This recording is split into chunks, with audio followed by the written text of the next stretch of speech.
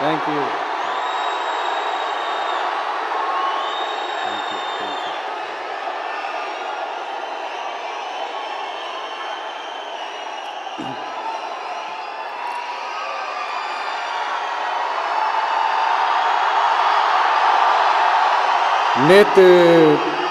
நேத்து பேசும்போது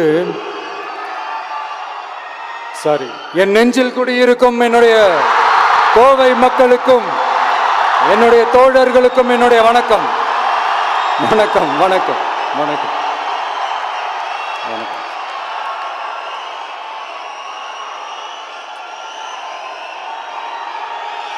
நேத்து பேசும்போது இந்த மீட் வெறும் ஓட்டுக்காக மட்டுமே நடக்கப்படுற ஒரு மீட் இல்லைன்னு நான் சொன்னேன். ஏன்னா நம்மளுடைய டிவிக்கே வெறும் அரசியல் ஆதாயத்துக்காக தொடங்கப்பட்ட ஒரு கட்சி கிடையாது. சமரசம் என்ற பேச்சுக்கே இங்கே இடமில்லை. But at the same time இதனால் மக்களுக்கு ஒரு நல்லது நடக்குது அப்படின்னா எந்த ஒரு எக்ஸ்ட்ரீமுக்கும் போய் அதை செய்கிறதுக்கு நாங்கள் தயங்க மாட்டோம்.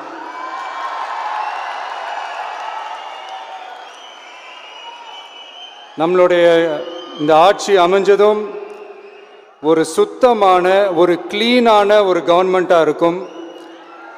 நம்மளுடைய கவர்மெண்ட்டில் கரப்ஷன் இருக்காது, கல்பிரிட்ஸ் இருக்க மாட்டாங்க.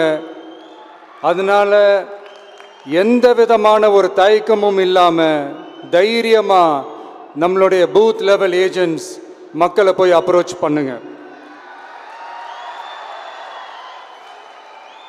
நீங்கள் மக்களை அப்ரோச் பண்ணும்போது அறிஞர் அண்ணா அவர்கள் சொன்ன ஒரு விஷயத்தை இங்கே நான் சொல்லணும்னு ஆசைப்படுறேன். மக்களிடம் செல், மக்களிடம் இருந்து கற்றுக்கொள், மக்களுடன் வாழ், மக்களுடன் சேர்ந்து திட்டமிடு, மக்களை நேசி, மக்களுக்காக சேவை செய். இதை நீங்கள் புரிஞ்சுக்கிட்டு நீங்கள் செயல்பட்டீங்கன்னா உங்கள் ஊர் சிறுவாணி தண்ணி மாதிரி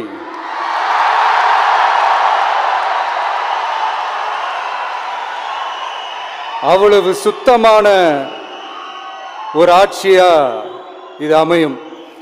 இன்னும் ஸ்ட்ராங்காக சொல்லணும்னா நம்மளுடைய தமிழக வெற்றி கழகத்தினுடைய இந்த ஆட்சி ஒரு தெளிவான, ஒரு உண்மையான, ஒரு வெளிப்படையான ஒரு நிர்வாகம் செய்யக்கூடிய ஒரு ஆட்சியாக இது அமையும். அதனால் இது நம்ம சார்பாக நீங்கள் ஒவ்வொருத்தரும் இதை மக்கள்கிட்ட கொண்டு போய் எடுத்து சொல்லுங்கள்.